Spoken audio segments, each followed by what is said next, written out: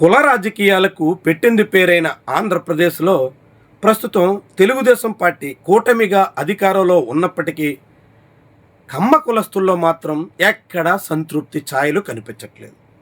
కమ్మ కులస్తులు సంతృప్తి లేకపోవడమే కాదు, ఇప్పుడు తీవ్రంగా కలత చెందుతున్నారు. రాబోయే ఎన్నికల్లో ఏం జరుగుతుందో అనే ఆందోళన కమ్మ కుల పెద్దల్ని తీవ్రంగా అలజడికి గురి చేస్తుంది. అనేక మంది అందుకు తగ్గట్టుగానే స్పందిస్తున్నారు. సోషల్ మీడియాలో కావచ్చు, రెగ్యులర్గా వివిధ అంశాల మీద స్పందించే ఏబి వెంకటేశ్వరరావు లాంటి వాళ్ళ మాటల తీరులో కావచ్చు, అన్నింటా కూడా మళ్ళీ జగన్మోహన్ రెడ్డి అధికారాన్ని చేజిక్కించుకుంటారా అన్నదే ప్రధానమైనటువంటి ఆందోళనకు కారణంగా చెప్పాల్సి ఉంటుంది. జగన్మోహన్ రెడ్డి మళ్ళీ పుంజుకుంటే, తెలుగుదేశం పార్టీ అధికారాన్ని కోల్పోతే ఆ తర్వాత ఎదురయ్యే పరిస్థితులు ఎట్టా ఉండొచ్చు అన్నదాని మీద అందరిలో తీవ్రమైనటువంటి కలవరం కనిపిస్తోంది. మాటల్లో, చేతల్లో, పోస్టింగ్స్లో ఇది ప్రస్ఫుటంగా మనం చూడాల్సి ఉంటుంది. కమ్మ కులస్తుల్లో ఇంత ఆందోళనకు కారణం ఏంటి? ఇలా ఎందుకు కలవరపడాల్సి వస్తుంది? ఇలాంటి పరిస్థితులు ఎందుకు ఉత్పన్నమవుతున్నాయి? చాలా కీలకమైనటువంటి అంశం. ఆంధ్రప్రదేశ్లో కూటమి ప్రభుత్వం అధికారంలో ఉన్నప్పటికీ ముఖ్యమంత్రిగా చంద్రబాబు తీరు మీద కమ్మ కులస్తుల్లో పూర్తిస్థాయి సంతృప్తి లేదు.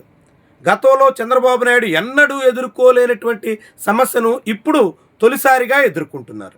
తన సొంత కులస్తుల్లోనే ఇంత పెద్ద స్థాయిలో అసహనం, అసంతృప్తి ఎన్నడూ వెలువడిన దాఖలాలు లేవు. 2019లో కూడా కమ్మ ఓటింగ్ కొంత చీలింది, జగన్మోహన్ రెడ్డికి వైపు కొంత మళ్ళింది. కానీ ఎన్నికలకు ముందే ఇంకా 2-3 ఏళ్ళు ఉండగానే ఈ తీరున బాహాటంగా అలాంటి అసంతృప్తి, అలకలు, అసహనం ప్రస్ఫుటంగా ప్రదర్శించినటువంటి దాఖలాలు అప్పట్లో లేవు. తొలిసారిగా చంద్రబాబు నాయుడు అలాంటి అసహనాన్ని తన సొంత కులంలో ఎదుర్కొంటున్నారు. ఇది సరిగ్గా జగన్మోహన్ రెడ్డి ఎదుర్కొన్న పరిస్థితికే తగ్గట్టుగా కనిపిస్తుంది. జగన్మోహన్ రెడ్డి కూడా 2024 ఎన్నికలకు ముందు తన సొంత రెడ్డి కులస్తుల్లో తీవ్ర వ్యతిరేకతను చవిచూడాల్సి వచ్చింది. కడప, నెల్లూరు, అనంతపురం ఇలాంటి జిల్లాల ఫలితాలు చూస్తే అందుకు సాక్ష్యంగా మనకు కనిపిస్తాయి. రెడ్లు జగన్మోహన్ రెడ్డి వ్యవహార శైలితో, జగన్మోహన్ రెడ్డి నినాదాలతో, జగన్మోహన్ రెడ్డి ధోరణితో తీవ్రంగా విభేదించారు. జగన్మోహన్ రెడ్డి తీరుని పూర్తిగా నిరసించారు. జగన్మోహన్ రెడ్డి పాలన వల్ల తమకు ఒరిగింది ఏమీ లేదు అని భావించారు. అందుకే 2023లో జరిగినటువంటి శాసనమండలి ఎన్నికల్లో రాయలసీమలో వచ్చిన తీర్పు కావచ్చు, 2024లో కర్నూలు, కడప, నెల్లూరు ఇలాంటి జిల్లాల్లో వచ్చిన ఫలితాలు కావచ్చు, అన్నీ జగన్మోహన్ రెడ్డికి పూర్తి వ్యతిరేకంగా కనిపించాయి. అంటే అప్పట్లో జగన్మోహన్ రెడ్డి తన సొంత కులంలో ఎంత వ్యతిరేకతనైతే ఎదుర్కొన్నారో, ఇప్పుడు చంద్రబాబు నాయుడు అంతకు మించిన వ్యతిరేకతను చవిచూడక తప్పని పరిస్థితి అయితే కనిపిస్తుంది. ముఖ్యంగా అమరావతి విషయంలో చంద్రబాబు తీరు కమ్మ కుల పెద్దల్లో ఏమాత్రం సంతృప్తిని కలిగించట్లేదు. ముఖ్యంగా చంద్రబాబు నాయుడు అమరావతిని అత్యంత నిర్లక్ష్యం చేస్తున్నారు, తీవ్ర జాప్యం చేస్తున్నారు, నిర్మాణాల్లో నిర్లక్ష్యం కొట్టొచ్చినట్టు కనిపిస్తోంది అనే అసంతృప్తి వెళ్ళగక్కుతున్నారు. కేవలం అసంతృప్తే కాదు, ఏకంగా మీడియా సమావేశాలు పెట్టి ఏబి వెంకటేశ్వరరావు లాంటి వాళ్ళు తీవ్రంగా దుయ్యబడుతున్నారు. సెకండ్ ఫేజ్ ల్యాండ్ పూలింగ్ పేరుతో ఫస్ట్ ఫేజ్లో భూములు ఇచ్చినటువంటి వాళ్ళకే న్యాయం చేయకుండా ఎలా ముందుకెళ్తారు అని నేరుగా సీఎంనే నిలదీసేటంత వరకు వస్తున్నారు.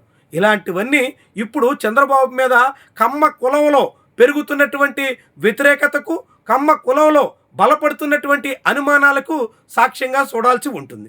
ఇక క్షేత్రస్థాయిలో టీడీపీ కోసం పనిచేసిన అనేక మంది కమ్మ శ్రేణుల్లో కూడా ఇలాంటి అనుమానాలు, భిన్నాభిప్రాయాలు బలపడుతున్నాయి. చంద్రబాబు అధికారంలోకి వచ్చినప్పటికీ కమ్మ కులస్తులకు అదనపు ప్రయోజనం ఏమీ దక్కలేదని, కమ్మ కులంలో పార్టీ కోసం పనిచేసినటువంటి వాళ్ళెవరికి న్యాయం జరగడలేదని ఇలాంటి అభిప్రాయాలు బలంగా వినిపిస్తున్నాయి. ముఖ్యంగా రాష్ట్ర స్థాయిలో ఎప్పటికీ షిరిడి సాయి విశ్వేశ్వరరెడ్డి, మేఘా కృష్ణారెడ్డి వీళ్ల పెత్తనమే నడుస్తుంది అనే అభిప్రాయం చాలామంది నోట నుంచి వస్తుంది. ఇంకా రెడ్ల పాలనే సాగుతోంది అనేటువంటి అభిప్రాయం బలపడుతున్నటువంటి తరుణంలో కమ్మలో అసహనం పెళ్ళుబికేదానికి ఆస్కారంగా మారుతోంది. ఇలాంటి పరిస్థితుల్లో చంద్రబాబు నాయుడు తన సొంత కులస్తుల్లో బలపడినటువంటి అసంతృప్తి, పెరుగుతున్నటువంటి అసహనం చల్లార్చుకోలేకపోతే అది తెలుగుదేశం పార్టీ పుట్టి ముంచడానికి దారితీసే ప్రమాదం ఉంటుంది. అనివార్యంగా తెలుగుదేశం పార్టీ కాదనుకుంటే రెండో పక్షంగా ప్రత్యర్థిని ఆదరించక తప్పని పరిస్థితి అన్ని సెక్షన్స్లో కూడా వస్తుంది.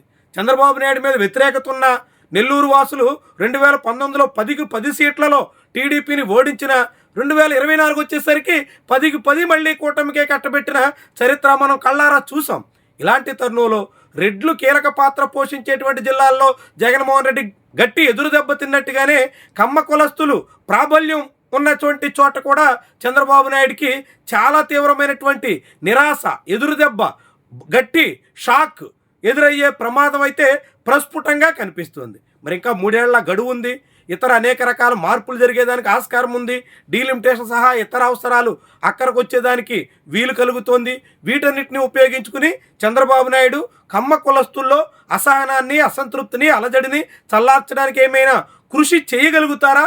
కాకుంటే అతి విశ్వాసంతో ఇప్పటికే అలాంటివేమీ పట్టనట్టుగా సాగుతున్నటువంటి చంద్రబాబు, నారా లోకేష్ ఇలా అసలుకే ఎసరు తెచ్చుకునే పరిస్థితికి మళ్ళీ పోతారా? ఇదే టీడీపీ భవితవ్యాన్ని నిర్ణయించబోయేటువంటి కీలకమైన అంశంగా మనం చెప్పాల్సి ఉంటుంది.